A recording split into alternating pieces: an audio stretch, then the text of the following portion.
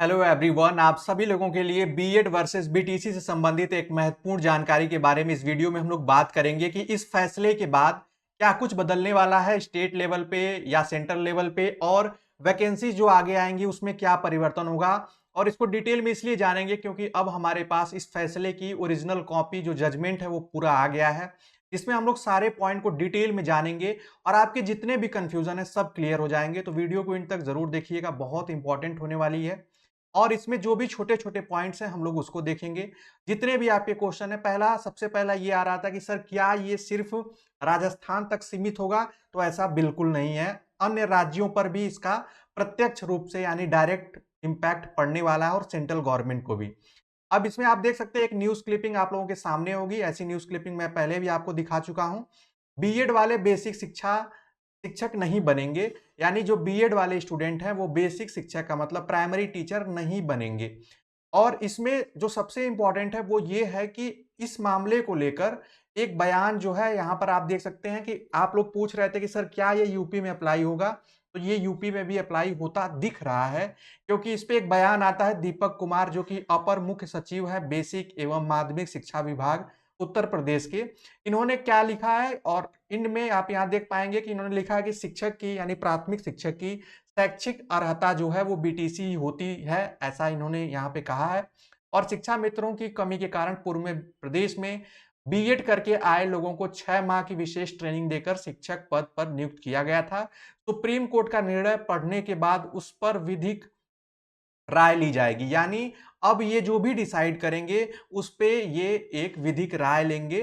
साथ ही साथ ये इम्पैक्ट जो है अभी जो बिहार में जो वैकेंसी चल रही है उस पे भी देखने को मिलेगा कि उस पर क्या उनकी सरकार और एनसीटी क्या निर्णय लेती है, ये दो चीजें। और अपकमिंग जो भी वैकेंसीज आएंगी उसको आप यहाँ पे देख पाएंगे। ये जो रिपोर्ट है इसमें टोटल 45 पेजेस की है, लेकिन हम लोग उसी की बात करेंगे जो बहुत इंपॉर्टेंट है। यहां पर आप देख सकेंगे पेज नंबर 19 पे बहुत ही स्पष्ट रूप से लिखा है, a person who has a BEd qualification has been trained to impart teaching to secondary and higher secondary level of students. जो भी स्टूडेंट, जो पर्सन, जो व्यक्ति बीएड किया है या जिसकी क्वालिफिकेशन बीएड है, वो सिर्फ ट्रेंड किए गए हैं सेकेंडरी और हायर सेकेंडरी के लिए, यानी आप मान सकते हैं 6 से लेकर 12 तक के बच्चों को पढ़ाने के लिए। He is not expected to impart training to primary level students. उनसे ये एक्सपेक्ट नहीं किया जा सकता है कि वो प्राइमरी लेवल को पढ़ाएंगे।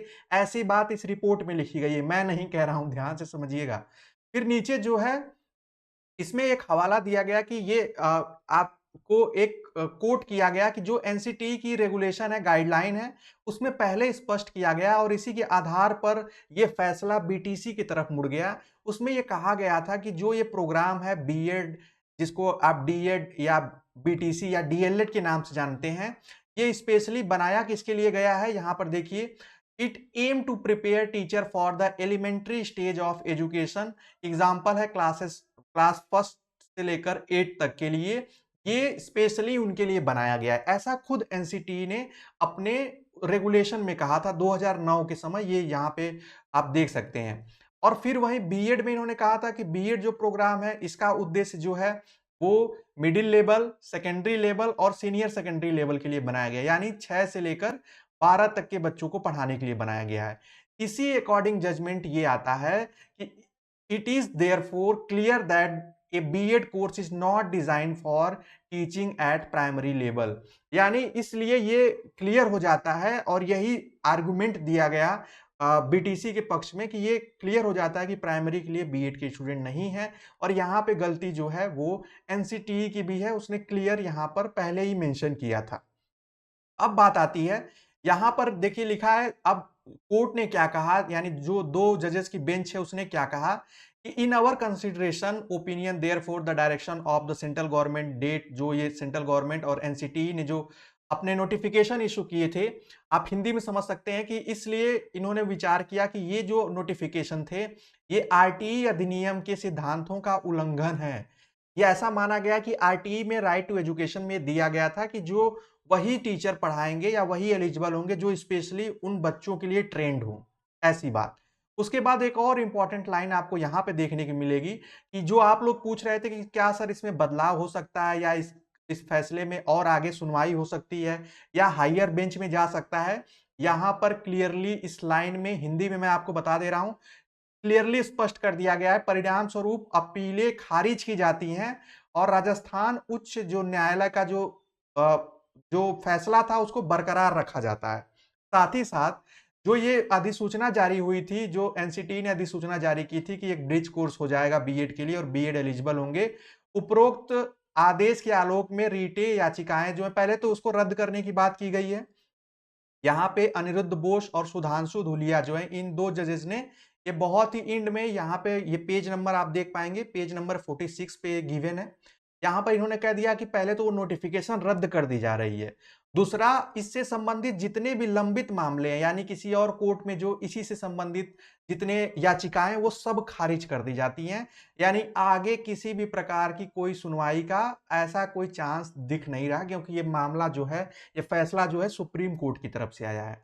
अब हम लोग बात करते हैं आप लोगों के जो कमेंट आ रहे हैं, आप लोग जो परेशान हैं, दुविधा में, और मैं समझ सकता हूं क्योंकि आप अपने फ्यूचर को सेलेक्ट करने जा रहे हैं और उसमें बहुत ही सावधानी से सेलेक्ट करने की जरूरत है।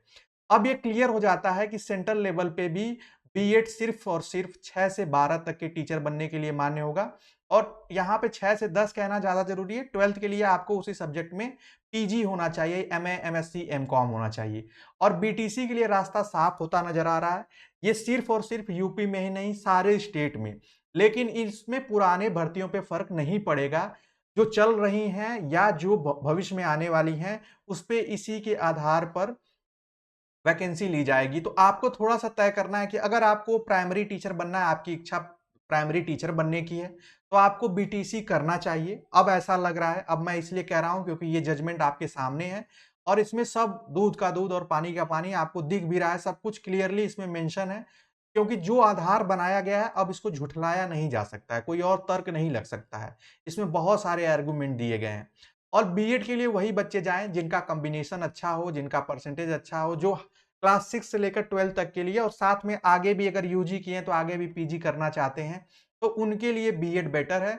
और जो लोग प्राइमरी के लिए ही है, वो अपने क्लास 1 से लेकर 5th तक के टीचर के लिए अगर पहले देख रहे हैं ज़्यादा अपॉर्चुनिटी, तो आप जा सकते हैं।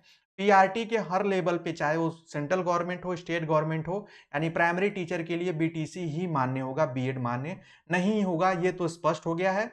एनसीटीई की कुछ दिन में गाइडलाइन भी आ जाएगी। उस गाइडलाइन में क्या होगा वो देखने वाली बात होगी, लेकिन उम्मीद है कि यहाँ पर जब सुप्रीम कोर्ट ने यहाँ पर बहुत ही क्लियरली कह दिया है कि दोनों सेंट्रल गवर्नमेंट और एनसीटीई ने जो नोटिफिकेशन इशू किया था वो सरासर गलत था। यहाँ पे आरटीई एक्ट के आधार पर उसके उल्लंघनों की बात की गई है। तो ऐसी कोई उम्मीद नहीं है कि कोई बदलाव इसमें देखने को मिले। तो ये थी रिपोर्ट आप लोगों के सामने। उम्मीद है आपको सारी चीजें समझ में आई होंगी। अब आपको फैसला तो करना पड़ेगा, दुविधा तो जरूर रहेगी, ऐसा नहीं है कि बहुत आसान नहीं है। लेकिन वही है कि अगर प्राइमरी टीचर बनना है और वैकेंसीज की बात करें तो ये बात सही है कि इसमें वैकेंसी जो है बीटीसी में थोड़ी ज्यादा देखने को मिलती है, बीएड में थोड़ा कम देखने को मिलती है। तो आपको अपने अकॉर्डिंग ये डिसीजन लेना ही पड़ेगा और इस डिसीजन को लेकर आप आगे की पढ़ाई दोनों को सीरियसली करेंगे तो फ्यूचर में उसके बाद दोनों लोगों को टेट, सुपर सीटेट ये सब देना पड़ेगा। ये आगे ऐसी कोई उसमें रियायत नहीं होगी। बस इस डिग्री में जो है उसमें आप सिलेक्शन कर लें, बाकी तो सब प्रिपरेशन सेम ही होगी लगभग। तो ये थी इन्फॉर्मेशन, उम्मीद है आप सभी लोगों को समझ में आई होगी और अधिक से अधिक लोगों तक शेयर कर दें। जो लोग परेशान हैं, जो लोग इधर-उधर सोच रहे हैं कि नहीं क्या बदलाव हो सकता है, वो भी जान जाएँ। मिलेंगे नेक्स्ट अपडेट में, और भी चीज़ें डिटेल आती रहती हैं तो उसको मैं बताने की कोशिश करूँगा। तब तक के लिए bye bye, take care and